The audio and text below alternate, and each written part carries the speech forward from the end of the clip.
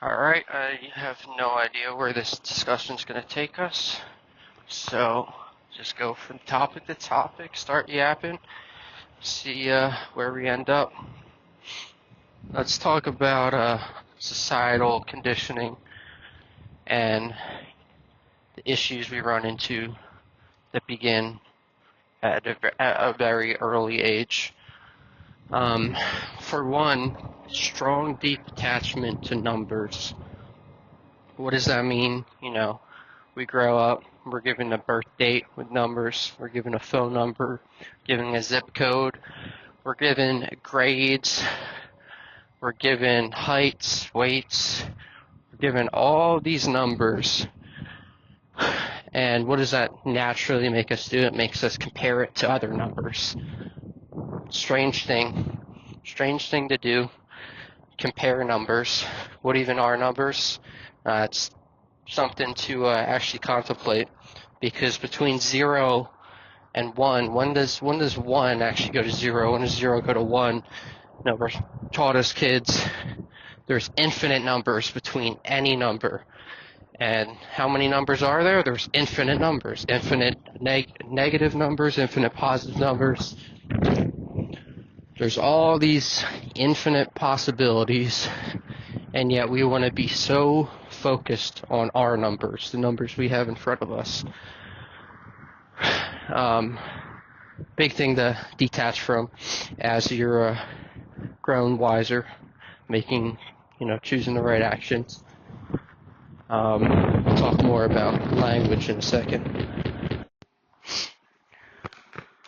So, talking more about language, what does the Bible say? The Bible says you can speak, create life and death through the tongue. So what does this mean in its simplest form? It means the words that we say have extreme power.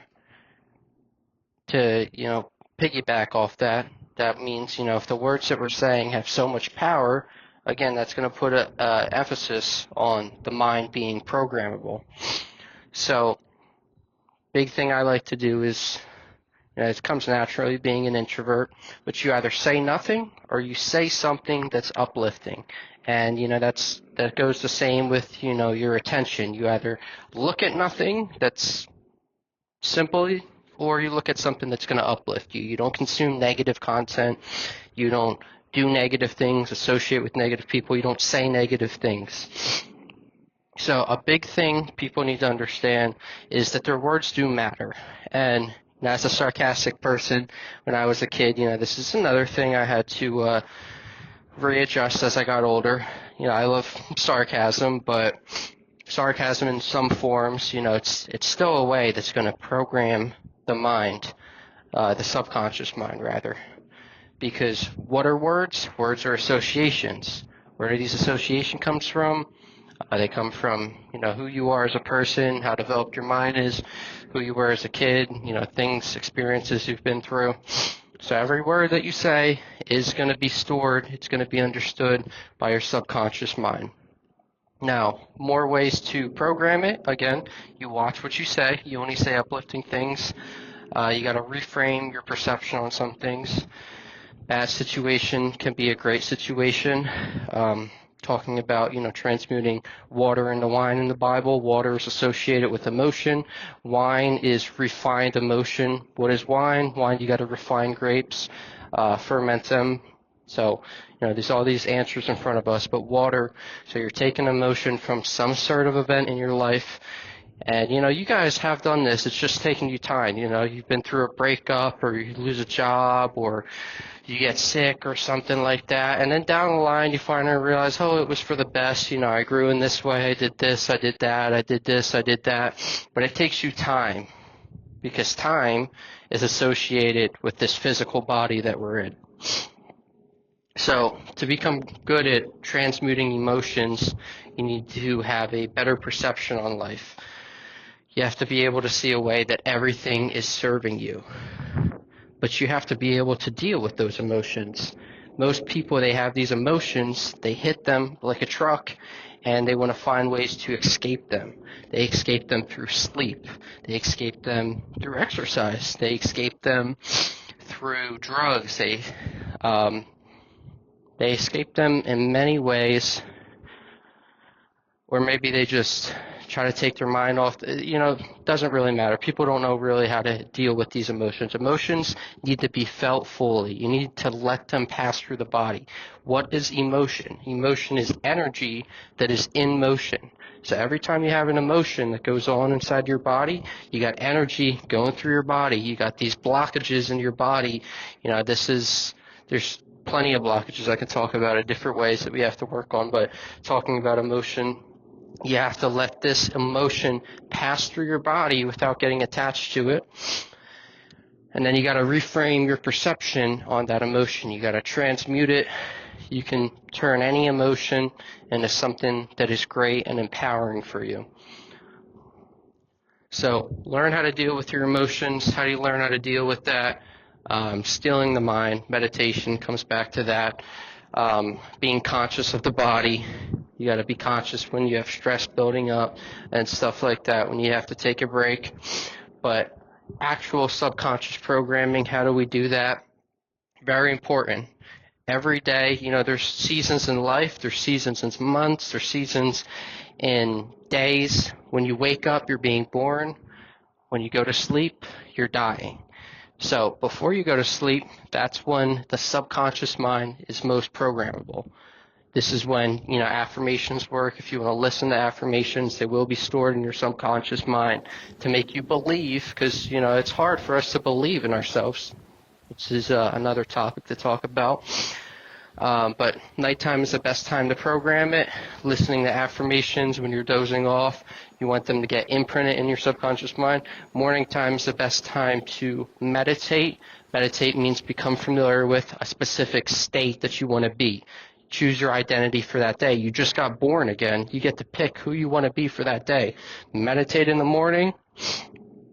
Clear your mind. Still your mind. Use that imaginative force inside your body or inside your mind to go to a better spot and use that elevated emotion. So what does that look like? Maybe you're doing breath work in the morning. Maybe you're imagining what your dream life would be, but you're not imagining all these things that you have. You're imagining how you would feel, your nervous system. You would breathe a certain way. The way you breathe in every moment decides your identity in that moment. You would feel a certain way. You would act a certain way. You would act abundantly. You wouldn't be so attached to things. You'd be happy to give larger tips. You'd be happy to put in your full force of effort at the gym. I can talk about different things like that, but let's talk, more about the nervous system, the gut area. The gut's also referred to as the second brain. So again, we can't just do one thing in one area of our life and not have it follow through on the other area. So you can't just be meditating and listen to affirmations at night. You have the second brain, the gut. That's where, most people get that gut urge. The intuition helps them with inspired action throughout the day so they can flow easily.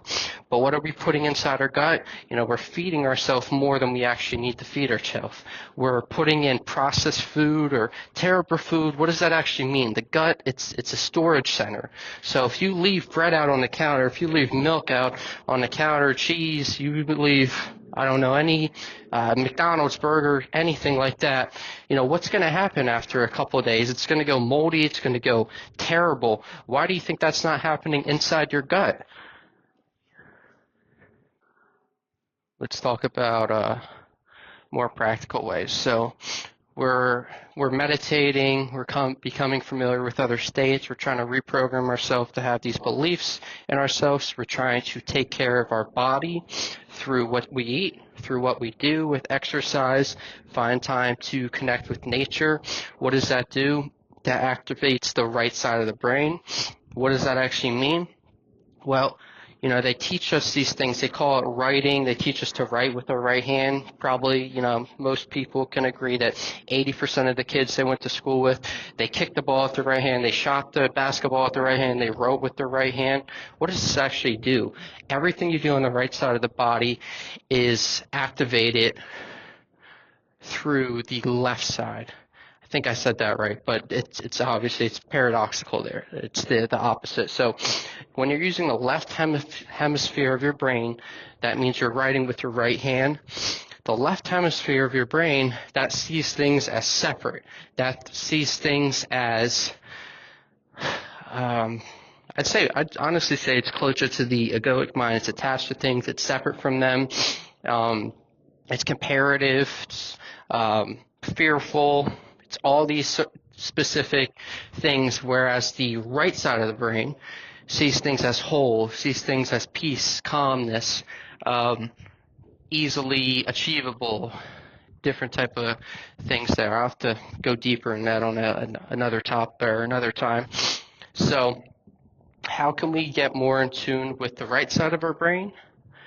Well, we can, write down affirmations or journal with our left hand. You can try to do that.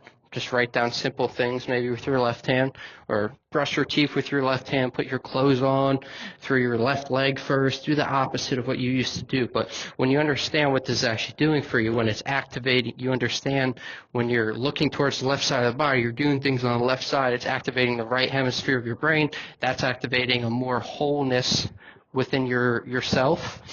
You start to do it more and more because you want to become, a better person. So we talked about, feeding yourself the right things, getting exercise, programming the mind at night, deciding who you want to be in the morning. We talked about activating the brain. Let's talk about emotions arising throughout the day. So emotions, sometimes they arise and we don't know what to do with them. They can arise through something happening at work. They can arise through getting a certain response from someone, just being around someone. And how do we deal with them? Well, the very first thing you want to do to get back to homeostasis is, again, focus on your breath. Because a lot of time we associate emotions with something happening outside of us. What does that make us do? That brings us back to the egoic mind. That gives us anxiety or puts us in a certain state, which takes us out of the present moment. You need to consciously breathe, and that's something we don't know how to do correctly. What is the proper form to actually breathe? It's diaphragmically. Most people think when you breathe, you suck in through the nose, you suck your gut in, and then you blow out forcefully through the mouth. That is not the proper way to breathe. Proper way to breathe is through the nose. While you're doing that, you're pushing your gut out, and you do not force the exhale. You let it come naturally. So you take a deep breath in through the nose, pushing out the gut, and then you let the exhale happen. You don't blow it out. Do that a couple of times in span of a couple minutes. That'll bring you back to the present moment. That'll allow you to control your second gut, which is a big part of regulating emotions. So once you come back to the present moment, you understand the emotion is still there. You can let it pass through your body, try to figure out where it's happening. Stressful situation, maybe it's happening in your back, in your neck, maybe you need to move your shoulders around. It's another thing you can do, just expand your body, put your arms out by your side, lift them up, or I would really do that. I'd put your arms out, because at any given moment you're either expanding or contracting. So if you expand your hands, you're back in that present moment, you're expanding your hands, you're allowing the emotion to run through your body and go to where it needs to be. Now you can flip your perception, and you can allow this to actually give you a sign. So every emotion is trying to tell you something. Maybe it's trying to tell you more about who you actually wish to be. If you get a stressful phone call from one of your parents, maybe that's telling you who you don't want to become, who you don't want to act like. Maybe if you get put down by your office manager, or he treats you unkindly, doesn't see you as a person, he sees you as a number, it's teaching you, I have anger here because this person isn't treating me fairly. Well, what does that mean about me? That means that I want to treat people fairly. So instead of taking that anger, crunching it up, holding on to it, or even trying to suppress it, let it flow through your body and understand, I'm a compassionate person. That's why I got angry there. I can't control other people. I can control myself. At least I know if I was in his position, I would treat other people fairly.